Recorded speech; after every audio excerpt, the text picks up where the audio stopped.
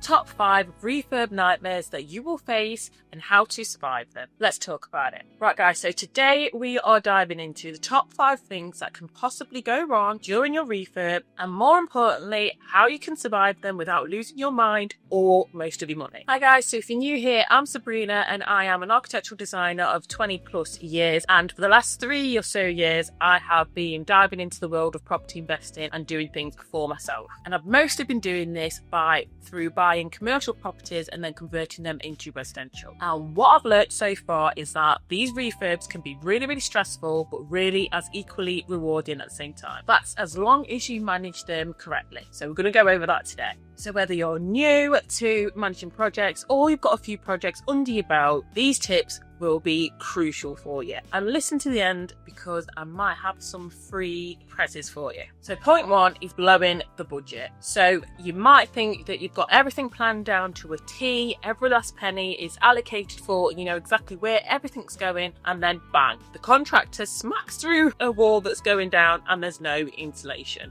which means you've got a new costly problem to solve. So for small investors like ourselves, these unexpected issues or risks that arise can be really painful for us to deal with. We literally don't have the benefit of having a 6-figure buffer to help pay our way out of any of these oncoming issues. And this can affect everything, your bottom line, cash flow, loan repayments, everything. Now a little tip is to have maybe 15 or 20% contingency, and again I have other videos on managing projects that are here on my channel which go into this in a lot more detail. I've also got a link in the description box to a free project plan, and this will help you plan out all of everything that you'll need on your refurbishment project, from contractors to having a scope of works or a list of works that are needed to be done to planning out the program, everything. And my next point is if you've had to deal with any Cowboy builders. Luckily for me, I haven't, but if you have had to, then all of a sudden maybe the contractor that you're using does a disappearing act halfway through the project and leaves you high and dry. This can then leave you juggling for new quotes and also trying to vet everybody that comes into play, all the quality issues, and basically just chasing up getting this work done. This is why you really need to have that eagle eye and make sure that you vetted everyone from the get-go. Check references, get contracts drafted up from the get-go, and always remember, do not pay 100% of the fees up front, even if they are for mates rates. Really just make sure you've gone through all of your figures with a fine-tooth comb. I use Unbiased for my financial affairs. The link to them is in the description box below.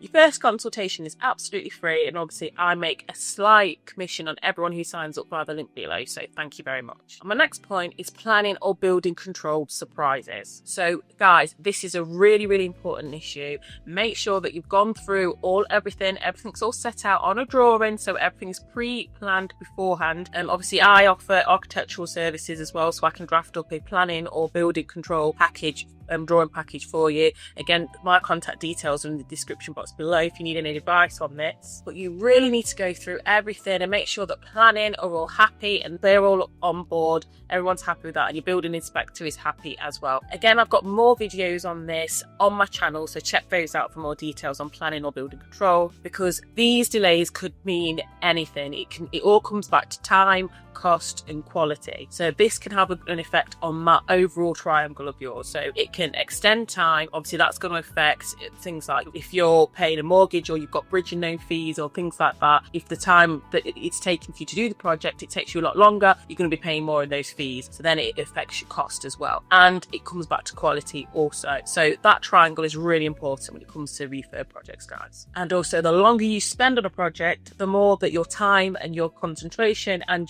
more importantly your money is being tied up on this one project. So then you're missing out on other market opportunities because you're still concentrating on this project. So just make sure that you've got a really good filing system, you've got every other system and process in play to deal with your building control and your planning issues. So you've got a nice file so that if anyone asks for any questions or anything, you've got something to refer back to quickly and get back to all the people on. My next point is unexpected structural issues. So this is why we always want to make sure that we plan anything goes before a spade goes into the ground, before anything starts from the beginning. And we also have a process when it comes to making changes, change control, so that we don't have unexpected scope creep. So what I mean by this is you don't make rash decisions. So you don't suddenly decide to remove wall on a whim without going through how removing that wall is really going to affect your project, again in terms of time, cost and quality as well. So you know, right, if I whack down this wall, it's structural, something's going to happen. You need to make sure that you've planned this out from the get-go, and if you are going to make these changes,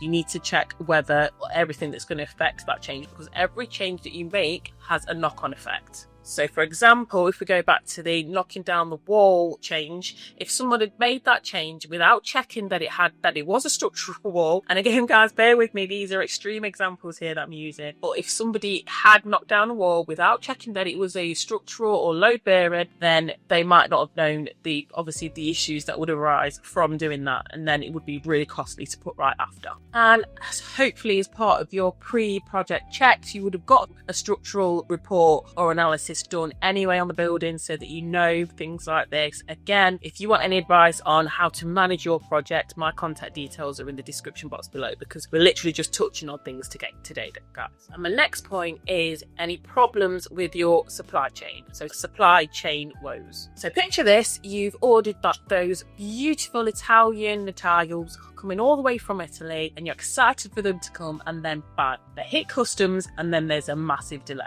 Or you've ordered that really swanky kitchen from Germany, it comes and it's missing the sink. All of these issues have a knock-on effect, and it's going to delay your project even more. It means that you haven't got the materials that you need or the things you need at the right time for the tradesman that's coming in. Obviously, it's going to be coming in on a program, which is then going to delay and throw out the rest of your program. So it then delays all the other tradesmen doing all the other tasks and everything that you've scheduled in after that one particular task. So before you know it, your whole program is thrown out the whack. This is why you need to download this project plan that I have, because then it details all the trades that you're working with, the materials that they need, the materials that you think that they will need, and it lays it all out so that you can then order everything in early. And you can also plan and schedule in a plan B or a backup for each one of these trades, just in case something were to go wrong with the original. Look guys, no refurb is perfect, no refurb goes exactly to plan, and that is what makes it so much fun. The key is to plan and pivot and always have a risk register. Again guys, this is on the project plan. So if you're running a small property investing business like myself, then staying organized and adaptable is the thing that's going to help keep your margins healthy and your sanity intact. And if you're thinking, that's great, Sabreena, but how do I actually practically do a renovation? Well, watch this video next where I do just that. Thanks guys. Bye.